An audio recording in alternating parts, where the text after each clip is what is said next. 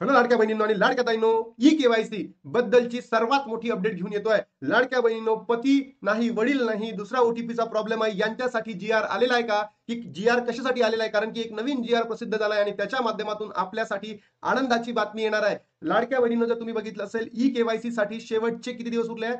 6 दिवस उरलेले आहेत. शेवटचे 6 दिवस उरलेले आहेत. तरी सुद्धा हे जे सरकार आहे, स्वतःचं तोंड उघडायला तयार नाही आहे, झोपेचं नाटक करताय. त्याचबरोबर आदित्यताई तटकरे मॅम स्वतः एक महिला असून महिलांच्या समस्या, महिलांच्या अडचणी त्याला समजून न घेता त्याला उत्तर सुद्धा देत नाहीये, त्याच्याबद्दल काही भाष्य करायला तयार नाहीये. मग आता आम्ही म्हणायचं का, हे सरकार लाडक्या बहिणींना अपात्र ठरवणार आहे का? त्यांना लाभ देणार नाही का? कारण की लाखो बहिणी आता अपात्र ठरू शकतात. कारण स्वतः आदित्यताई तटकरेंनी त्यांच्या फेसबुक हँडलला सांगितलेलं होतं की ही जी ई केवायसीची प्रक्रिया 18 सप्टेंबर पासून तर 18 नोव्हेंबर पर्यंत असणार आहे आणि 18 नोव्हेंबर पर्यंत सर्वच लाडक्या बहिणींनी ई केवायसी करा, असं त्यांचं प्रतिपादन होतं आणि त्याच्या माध्यमातून त्यांनी बंधनकारक सुद्धा केलं होतं की ई केवायसी करून घ्या. मग आता लाडक्या बहिणींचे अनेक प्रश्न कमेंट बॉक्समध्ये येत आहे की दादा, जर आमची ई केवायसी कंप्लीट नाही झाली तर आमचा नोव्हेंबर आणि डिसेंबरचा हप्ता थांबणार का? या प्रत्येक प्रश्नाचं उत्तर तुम्हाला व्हिडिओच्या माध्यमातून मी देणार आहे. तत्पूर्वी लाडक्या बहिणींनो, तुम्हाला एक प्रश्न विचारायचा आहे. तुम्हाला 16वा हप्ता जमा झालेला आहे का? नक्की कमेंट बॉक्समध्ये सांगा. कारण नोव्हेंबर आणि डिसेंबर महिन्यासाठी ई केवायसीची खरंच गरज आहे का? ई केवायसी चुकली तर तुम्हाला हप्ते भेटणार आहे का? ई केवायसी नाही झाली तर तुम्हाला पैसे भेटणार आहे का? तर सगळंच मी व्हिडिओच्या माध्यमातून सांगणार आहे. तर चला आपण व्हिडिओला सुरुवात करूया. लाडक्या बहिणींनो, जर तुम्ही पहिल्यांदा व्हिडिओला बघत असाल तर नक्की लाईक कराल, चॅनलला सबस्क्राईब करून ठेवा. कारण की आपल्या चॅनलला अगदी ऑथेंटिक इन्फॉर्मेशन, क्वालिटी इन्फॉर्मेशन कमी शब्दांमध्ये तुम्हाला दिली जातात. बघा, सर्वात पहिला प्रश्न होता लाडक्या बहिणींचा की दादा, आम्हाला पती नाही आहे, वडील नाही आहे, तर आम्ही सेकंड ओटीपी कोणाचा टाकायचा? आम्ही अनाथ आहे, सेकंड ओटीपी कोणाचा द्यायचा? आमच्याकडे मोबाईल नाही तर पहिलाच ओटीपी कोणाचा द्यायचा? किंवा आमच्या पतींकडे मोबाईल नाही आहे तर आम्ही त्यांचा ओटीपी कसा देऊ? राशन कार्ड मध्ये कोणी उपलब्ध नाही आहे, ई केवायसी केली तर लाभ बंद होईल अशी भीती लाडक्या बहिणींना वाटत आहे. तर सरकारने असं काहीतरी वक्तव्य करायला पाहिजे की बाबा भिऊ नका, तुम्ही जर सर्व निकषांमध्ये पात्र असाल तर तुम्हाला तो लाभ भेटेल. किंवा नंतरचा एरर येतो की पात्र बहिणींचं नाव, म्हणजे ज्या बहिणी पात्र असून सुद्धा त्यांना सगळे हप्ते भेटले आहे, पण जेव्हा त्या ई केवायसी करायला जातात त्यांचं नाव पात्र यादीमध्ये नाही, असा एरर येतो. किंवा काही बहिणींना ओटीपी जात नाही, किंवा काही बहिणींना वेबसाईटच ओपन होत नाही. तर ई केवायसी तर तुम्ही बघितलं असेल, शेवटचे 6 दिवस म्हणजे 18 नोव्हेंबर आहे, तर ई केवायसी बद्दल मुदतवाढ द्याल का? कारण की आदित्यताई तटकरेंनी स्वतः सांगितलेलं होतं, ज्या ठिकाणी पूरग्रस्त भाग होता, म्हणजे पूरग्रस्त भाग कुठला? मराठवाडा, विदर्भ, या ठिकाणी 15 दिवस वाढून दिले जाणार होते. तर सरसकट 15 दिवस, 30 नोव्हेंबर पर्यंत, 15 नाही पाहिजे आम्हाला, फक्त 12 दिवस वाढून पाहिजे. एवढं तरी करा, कारण की एवढ्या तरी समस्या तुम्ही या बहिणींच्या, तुम्ही स्वतः एक महिला मॅम आहात, तर तुम्ही त्या समजू शकता आणि म्हणून तुम्ही लवकरात लवकर या गोष्टीला मान्य करा आणि काहीतरी भाष्य करा. त्याच्यानंतर लाडक्या बहिणींनो, आनंदाची बातमी अशी आलेली आहे की जी निराधार योजना आहे, ज्याच्यामध्ये संजय गांधी निराधार योजना आहे, श्रावण बाळ आहे, इंदिरा गांधी निराधार योजना आहे, या नोव्हेंबर हप्त्याचा जी आर प्रसिद्ध झालेला आहे. जी आर प्रसिद्ध झालेला आहे, ही खुश खबर आहे. मग मला सांगा, जर निराधार योजनेचा जी आर येऊ शकतो तर आपला लाडक्या बहिणीचा जी आर येऊ शकणार की नाही? याचं उत्तर आहे यस, 100% यस. की ज्या जुन्या योजना आहे लाडक्या बहिणींनो, ज्या आचारसंहितेमध्ये सुरू केलेल्या नाही आहेत, तर त्यांचा जी आर सुद्धा येऊ शकतो. नोव्हेंबरच्या निधीला मंजुरी मिळालेली आहे आणि ही तुमच्यासाठी काय खुश खबर, खुश खबर, खुश खबर आहे लाडक्या बहिणींनो. बघा काय होता जी आर. विशेष सहाय्य योजनेतील लाभार्थ्यांना अर्थसहाय्याचे वितरण डीबीटी पोर्टलद्वारे करण्याबाबत सामाजिक आणि न्याय व विशेष सहाय्य विभागामार्फत हा जी आर प्रसिद्ध करण्यात आलाय आणि त्याच्या माध्यमातून लाडक्या बहिणींनो 11 नोव्हेंबर म्हणजे हा कालचा जी आर आणि त्याच्या माध्यमातून तुमच्या अकाउंटला उद्यापासून पैसे वाटपाला सुरुवात होणार आहे. पण याच्यामध्ये कोणत्या योजना असणार आहे? निराधार योजना. कोणत्या योजना असणार आहे? निराधार योजना. मग आता प्रश्न पडतो आपल्या समोर की जर ई केवायसी झाली नाही तर नोव्हेंबर आणि डिसेंबरचे हप्ते बंद होणार का? अत्यंत महत्वाचा प्रश्न आहे की दादा, आमची ई केवायसी झाली नाही, 18 नोव्हेंबर पर्यंत सरकारने भाष्य केलं नाही, आदित्यताईंनी महिलांचे प्रॉब्लेम समजून घेतले नाही, तर ई केवायसी केली नाही तर आमचा लाभ बंद होऊ शकतो का? आमची ई केवायसी चुकली आहे.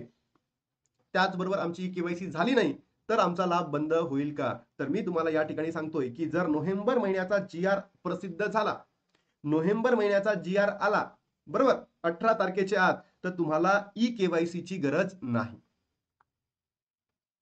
काय? ई केवायसी ची गरज नाही. ई केवायसी चुकली असेल तरी चालेल, ई केवायसी झाली असेल तरी सुद्धा चालेल, बरोबर. पण नोव्हेंबर मध्ये जर जी आर प्रसिद्ध झाला तर एक अट आहे, नोव्हेंबर मध्ये जर जी आर प्रसिद्ध झाला तर तुम्हाला लाडक्या बहिणींनो काय होईल? ई केवायसी झाली असेल तरी चालेल, नसेल झाली तरी चालेल, चुकली असेल तरी चालेल. तर बघा, नोव्हेंबर नंतर जर तुम्हाला पैसे आलेत, म्हणजे डिसेंबर महिन्यामध्ये जर तुम्हाला पैसे जमा झालेत लाडक्या बहिणींनो, बघा इथे मी तुम्हाला विथ प्रूफ दाखवतो. जर आजची तारीख 12 आहे आणि तुम्हाला ऑलमोस्ट 29 तारखेपर्यंत जी आर प्रसिद्ध झाला तर तुम्हाला ई केवायसी ची गरज नाही. चुकली असेल तरी चालेल, नाही झाला तरी चालेल. पण याच्यानंतर म्हणजे डिसेंबर महिन्यामध्ये 3 डिसेंबर नंतर आचारसंहिता संपेल आणि त्याच्यानंतर जर जी प्रसिद्ध झाला तर तुम्हाला ई केवायसीची गरज लागेल. म्हणून लाडक्या बहिणींनो, तुम्ही लवकरात लवकर, जर पात्र बहिणी असाल तुम्ही लवकरात लवकर काय करा, ई केवायसी करून घ्या. मग आता ही ई केवायसी कशी करायची? अनेक लाडक्या बहिणींचे प्रश्न आहेत. या लाडक्या बहिणींच्या प्रश्नांना मी 2 मिनिटांमध्ये सॉल्व्ह करतो की हाफ केवायसी काय आहे.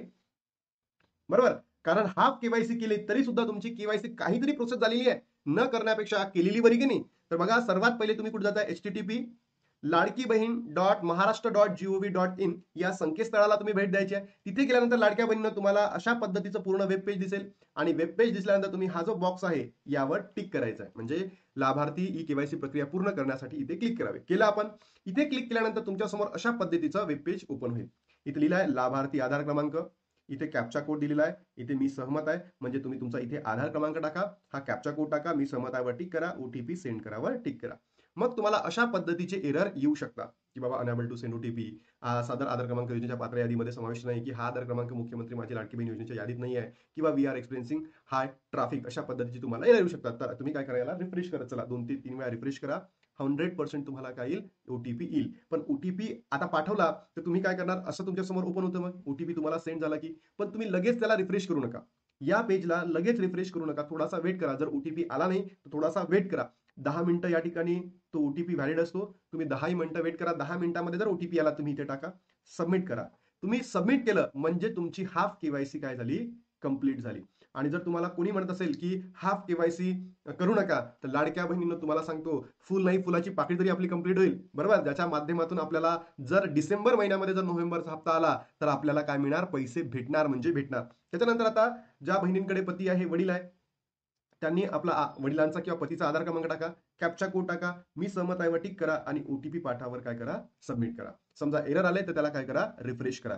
पण ज्या बहिणींकडे पती नाही आहे, वडील नाही आहे, बहिणी अनाथ आहे, पात्र यादीमध्ये नाव नाही, राशन कार्डमध्ये कोण नाही आहे, मोबाईल नाही आहे, काहीच नाही आहे, अशा बहिणींचा प्रॉब्लेम कधी दूर करणार आहे हे सरकार? या आदितीताई स्वतः महिला असून या महिलांचे प्रॉब्लेम कधी दुरुस्त करणार आहे?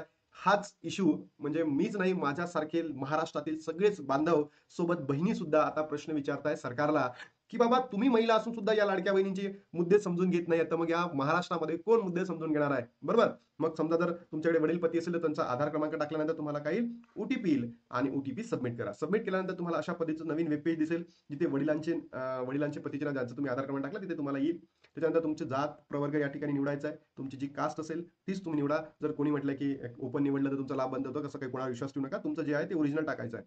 त्याच्यानंतर 2 प्रश्न आहे, माझ्या कुटुंबातील कोणताही सदस्य कायम कर्मचारी नाही किंवा निवृत्त वेतन घेत नाहीत. होय, घेतच नाही.